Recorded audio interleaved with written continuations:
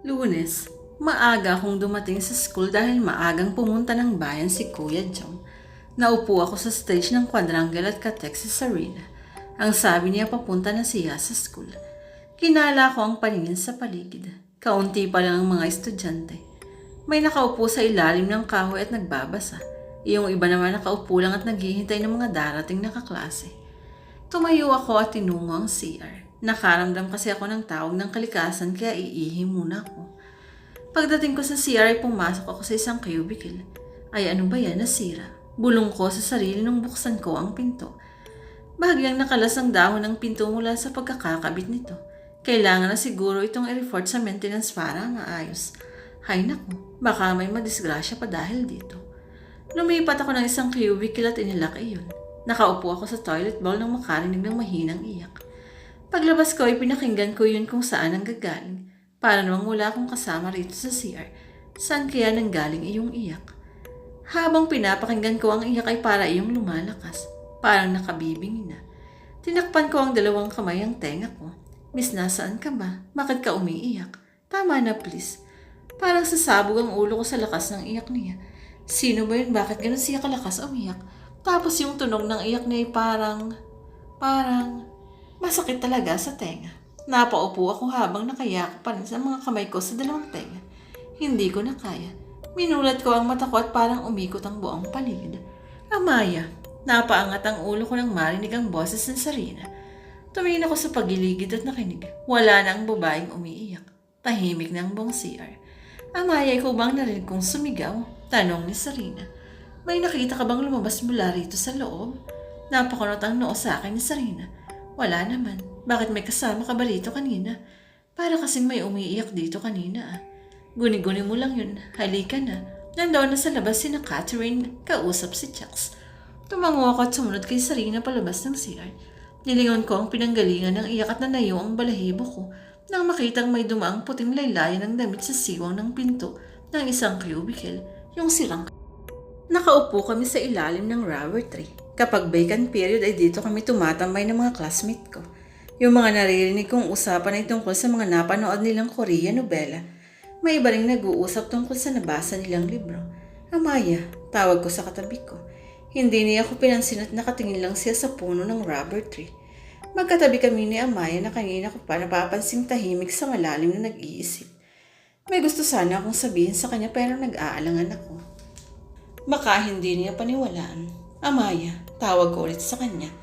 Wala pa rin akong nakuhang sagot mula sa kanya. Nakatitig pa rin siya sa puno.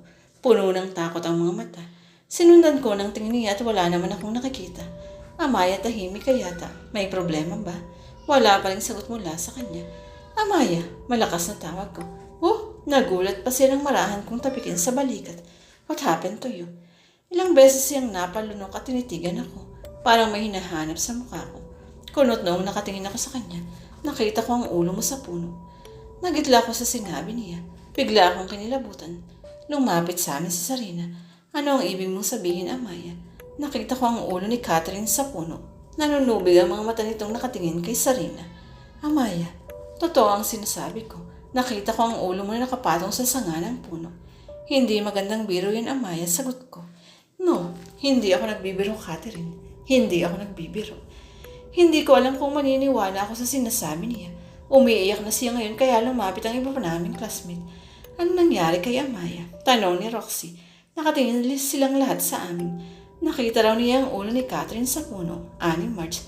Saan palin mo si Catherine, Amaya? Utos ni Sarina. Ha? Sige na, sampalin mo siya. Napangiwi naman ako nang bigla akong sinampal ni Amaya sa pisngi. I'm sorry, hingi niya ng paumanhin pagkatapos. Sa tingin ko, alam ko na kung ano ang nakita ni Amaya. Komento ni Sarina. Ano? Kinakabahang tanong ko. Doppelganger. Napasinghap kaming lahat sa sinabi ni Sarina. Napatingin silang lahat sa akin. Doppelganger? Sarina, hindi ito joke ha. Sagot ko. Nakakarinig na ako ng kwento ni Sarina tungkol sa mga doppelganger at yun sana ang gusto kong sabihin kay Amaya. Bigla akong kinamahan na hindi ko mawari. Amaya. Tawag ko kay Amaya na patuloy pa rin sa pagluha.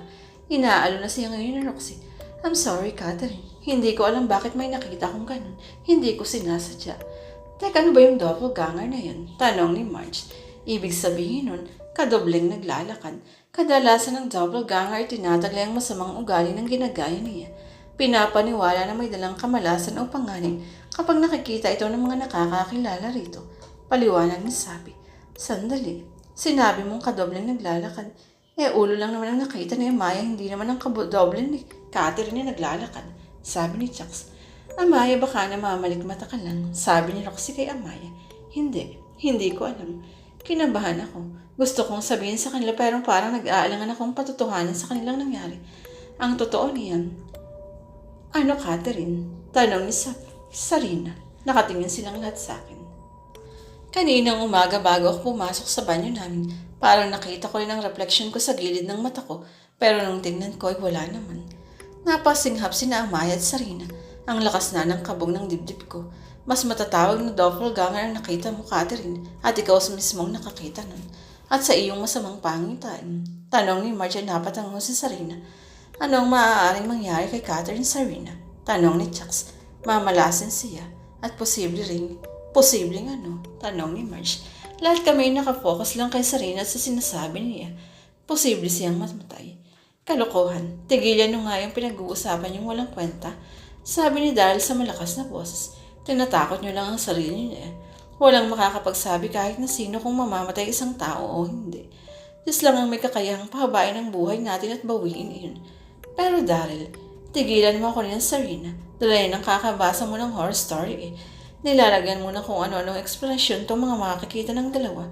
Hindi ba pwedeng na malikmata lang? Hindi mo ba naisip na baka maging paranoid ang dalawa sa mga sinasabi mo? Sino naman ang gustong mamatay? Huwag niyong gawing larong mga usapang ganyan. Natahimik kaming lahat dahil sa sinabi ni Daryl. Hindi nga rin naman katanggap-tanggap na kailangang may mapangyaring masama sa akin dahil lang nakita ko ni Amaya at ang reflection ko. Pero hindi ko rin maiwasan na matakot.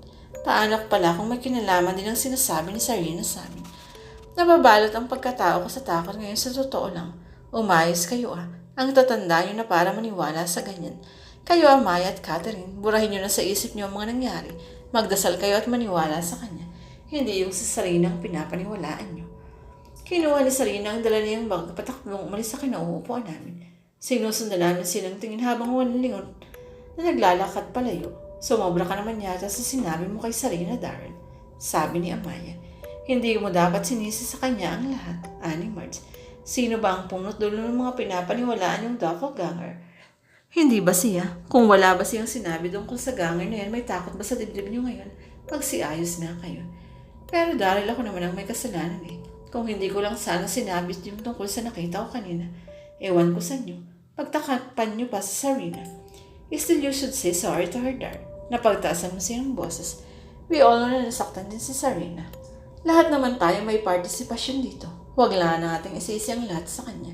Sandaling natahimik si Daryl at napatimbagang. Alam kong naparealize rin niya na mali ang mga sinabi niya kay Sarina. Susundan ko lang siya. I said sorry pero hindi ko babawin ang mga sinabi ko. Tumango kami kay Daryl na kinuha na rin ng bag at sinundan ang daan kung saan pumunta si Sarina. Sana nga hindi totoo ang sinasabi ni Sarina tungkol sa doppelganger